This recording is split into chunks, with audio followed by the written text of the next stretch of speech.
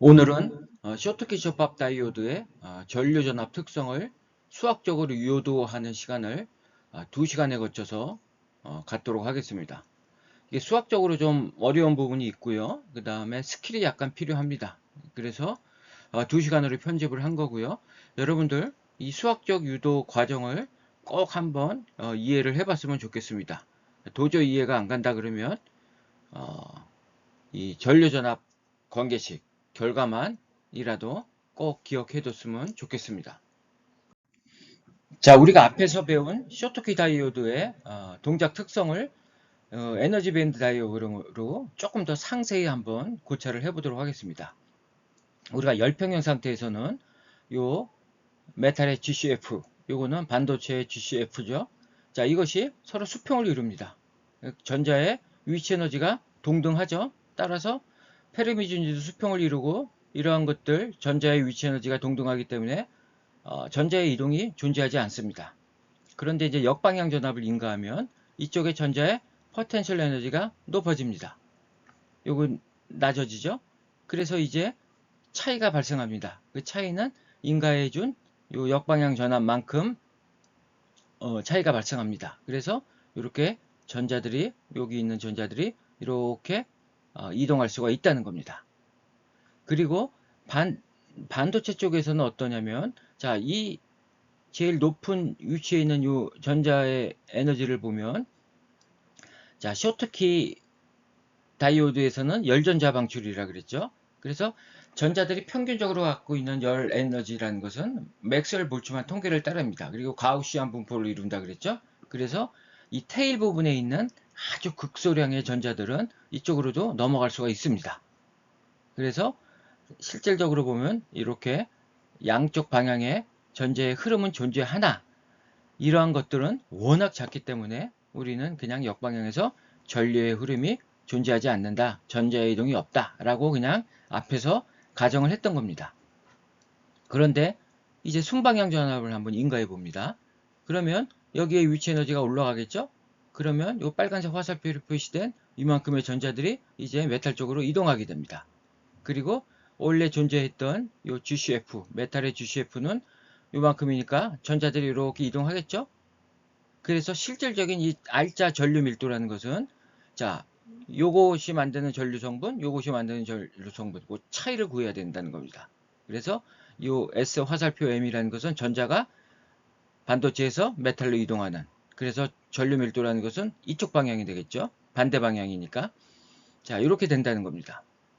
그래서 요 식을 유도해 보겠다는 거고요. 그 다음에 우리가 또 여기서 주의해야 될 것은 PN접합 다이오드에서는 1차원 성분만 고려했습니다. 왜냐하면 확산이 요 X방향으로만 이루어지죠.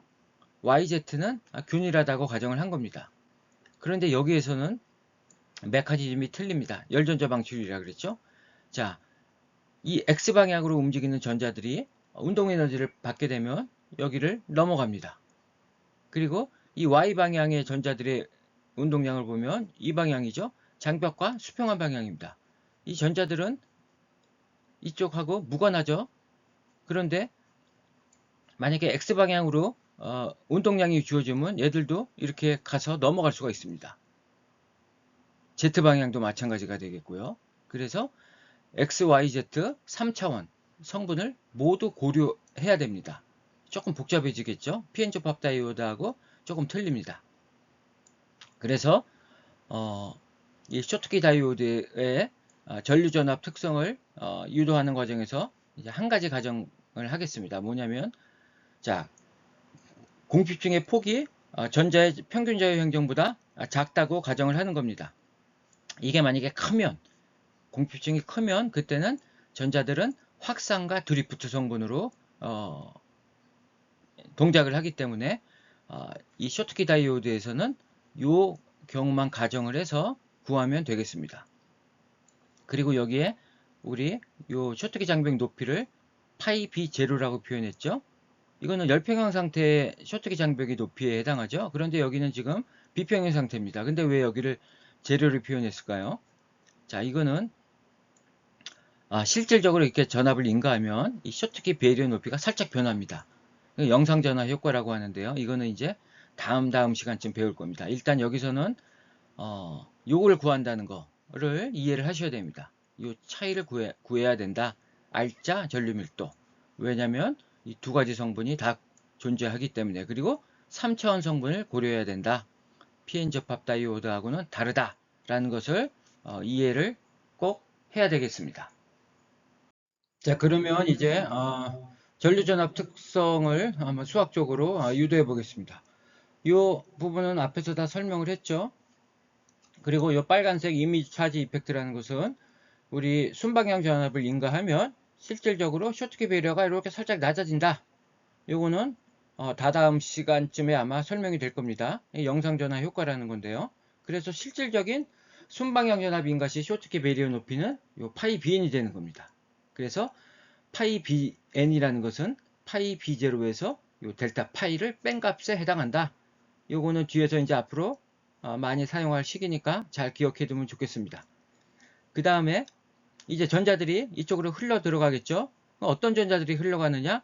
이 쇼트키 배리어보다 더 높은 에너지를 갖고 있는 전자들이 넘어갈 겁니다. 그러면 이 전자들이 갖고 있는 에너지를 보면, 자, 위치 에너지, 자, E0 플러스 그 다음에 운동 에너지 이렇게 가져야 될 겁니다. 이렇게 쓸 수가 있겠죠. 그래서 이 E0라는 것은 이 전자가 반도체에서 메탈 쪽으로 넘어가기 위해서 가져야 될 전자들의 최소 에너지다. 이렇게 생각하면 되겠습니다.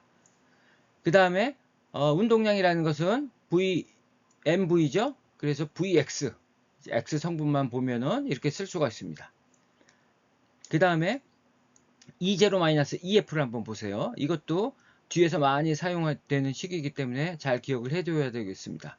E0에서 자 EF를 뺀 거는 바로 여기가 되겠죠. 요거라는 것은 요 파이 bn에서 요 순방향 전압 VA를 뺀 값에 해당합니다.